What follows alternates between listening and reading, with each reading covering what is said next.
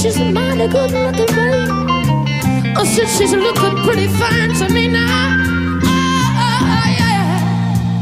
Hush, baby, baby, baby, baby, baby, baby, baby. No, no, no, no, no, don't you cry.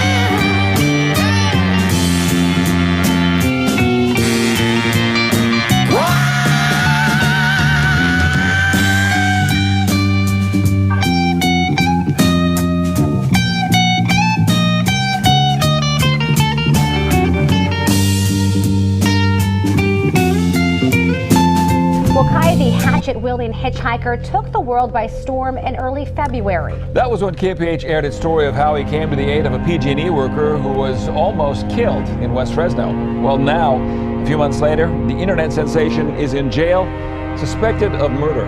As KPH News reporter Jessup Reisbeck explains, authorities in New Jersey say Kai killed a man in his 70s. In February, Kai, the hatchet-wielding hitchhiker, risked his life to save the lives of innocent people in West Fresno. Today, he's been arrested for allegedly taking the life of a man in New Jersey. Ran up behind him with a hatchet, smash, smash, smash.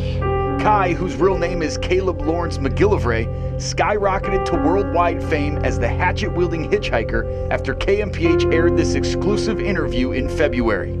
I can't call it. Thursday, New Jersey officials announced that he allegedly murdered 73-year-old former attorney Joe Galfi of Clark, New Jersey. Prosecutors say that the two met in New York City's Times Square on Sunday before heading back to Galfi's New Jersey home. That's where they say Kai beat Galfi to death sometime Sunday night. He was found the next morning, Monday morning, in his bedroom, partially clothed. He had his underwear on, he had socks on. He was beaten severely. Kai was arrested Thursday evening at a Greyhound bus station in Philadelphia. On Tuesday, Kai posted this horrific situation on his Facebook, alluding to being drugged and raped by Galfi. It reads in part, quote, "What would you do if you woke up with a groggy head, metallic taste in your mouth in a stranger's house, realizing that someone had drugged, raped, and had sex with you? What would you do?" Kai told KMPH back in February that he has dealt with heinous abuse his whole life. There's lots of sexual molestation that went on.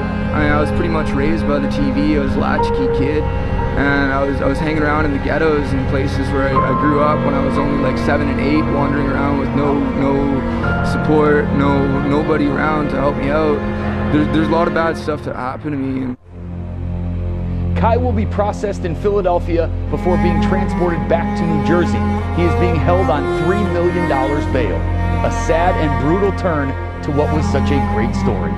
Jessup Reisbeck, KMPH News. And Kai's father says the family has not released any statements and that their son is innocent until proven guilty.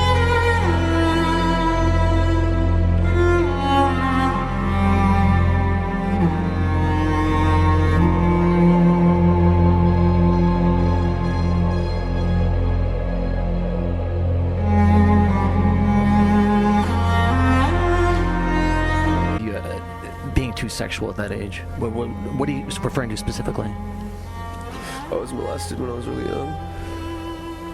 By who? Lots of people.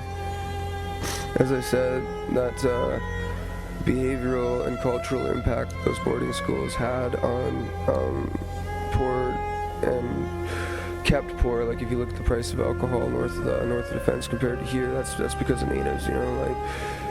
Lots of people, and it wasn't just natives either. It was white people. It was yeah. So when did that abuse stop? When I was 17, I got raped, and after that, like, it destroyed my psyche, like, how I felt about myself, how I see myself in that. So, Who raped you?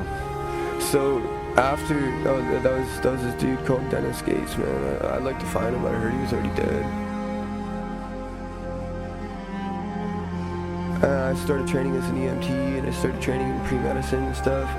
And I started getting in fights, like outside the bar sometimes, because people would be bullying other people. And, you know, first couple times I just got kicked out of me, but then I started like hitting back real hard. Got over that kind of that antsy fear of fighting, and then, like, you know, I realized, like, I'd never let something like that happen to me again. I'd rather die than let something like that happen to me again. So when you were assaulted, even as a 17-year-old, when you were raped, did you go to the police at that point? I ran out of the bush all naked, jumped off an embankment, got on over, I was throwing my naked, bleeding-ass body in front of cars to try to stop him. I never mind the police, I was just trying to get the away from there because he was chasing me. I was like 98 pounds, I hadn't eaten in 5 days, broken up with a girlfriend, super depressed.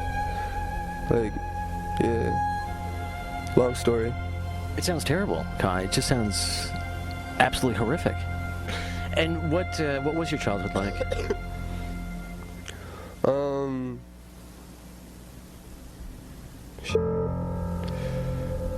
I talked about that with North Coast Journal just the other day. Like, growing up, there's a lot of remnant kind of feelings and behaviors that got left over from those native boarding schools. If you've ever researched those, the British government came on in, took every native kid underneath the age of 14 out from their parents' house over the course of 6 generations and put them in Catholic and United churches, where they got ritually raped, sodomized, and molested by child and United church people. And when I was growing up, they changed the names of them to group homes, and it was still run by Catholic corporations like Bosco Homes. And it was still going on, like beating the shit out of us, throwing in little rooms and shit. Even before I was ever there, like, that woman who some people try to call my mother, like, she never took ownership of me, and, you know, now she wants to try owning me because, like, you know, I'm in the news and that, and that's not cool. You know, it's like she locked me in a room for 4 years, the very first 4 years of my life, and then whenever I'd scream, wake up in the middle of the night, like, she'd throw me in a cold shower until I stopped, wash my mouth out with soap, hit me with brooms, hit me with spoons, and I'd pretend like nothing ever happened and that I was the one with behavioral problems after that. Like, growing up like that, like, something in that society seriously failed me, because people was blaming a 4-year-old and a 5-year-old and a 6-year-old and a 7-year-old for being too sexual and stuff. And that's, you know, like, if I seen that walking around here as I am as an adult, I would know what was going on. I'd do something about it.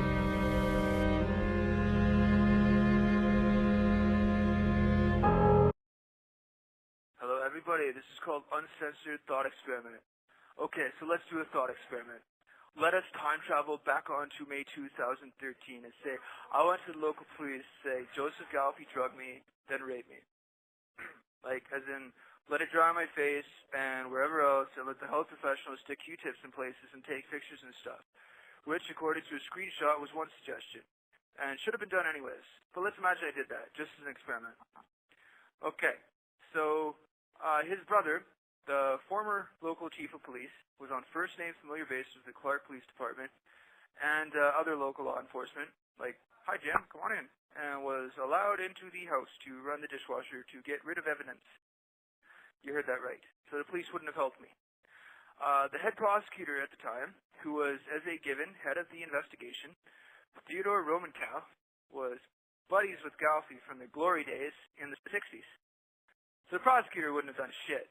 For me, anyways. Let us sally down the avenue of actual litigation even. And the judges in Union County were under supervision of a close friend of Galfy.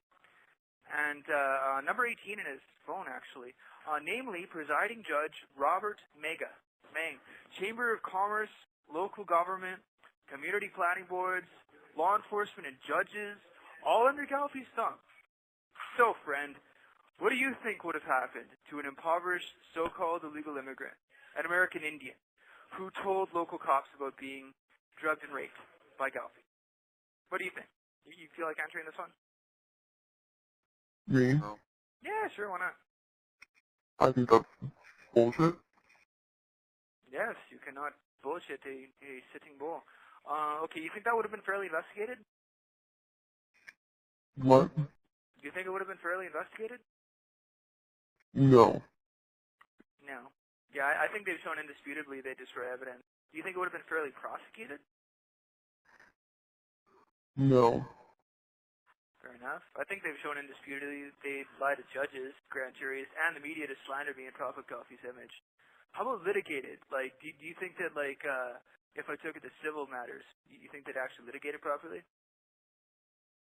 Litigate, sorry, what does that mean?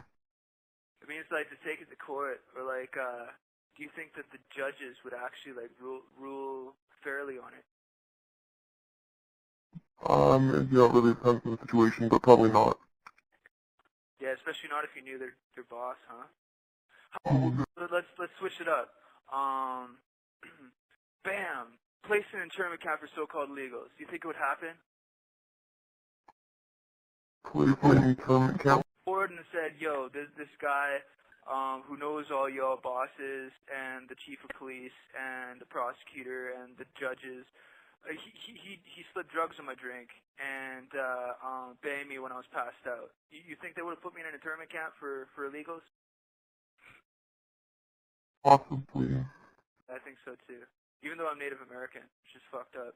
Do you think I would have gotten proper legal representation if I had, like, got put in an internment camp after that? No. No. I totally agree with you on that. How about being retaliated against by Galfi's associates? Do you think they would have? You think they would have come after me, either legally or illegally, for coming forward with something like that? Yeah. Yeah. Probably in the media too, huh? Yeah. I think it may interest you to know that according to his brother, Galfi brought a hitchhiker to his parents' beach house when they were way back in the 70s. And he successfully charged that one with robbery, even though there's nothing missing. This call may be recorded or monitored. Fuck you. I suppose that was before he discovered date rape drugs. That was also... Mm-hmm. Yeah. Would it shock you to find out he was buddies with the investigators back then, too? Nope. Nope. The third, huh? Galfi Jr. the third. Yep. Alright, well that was an interesting thought experiment. I hope you enjoyed that as much as I didn't. Cool. You want to hit off on the record button? Peace, everybody.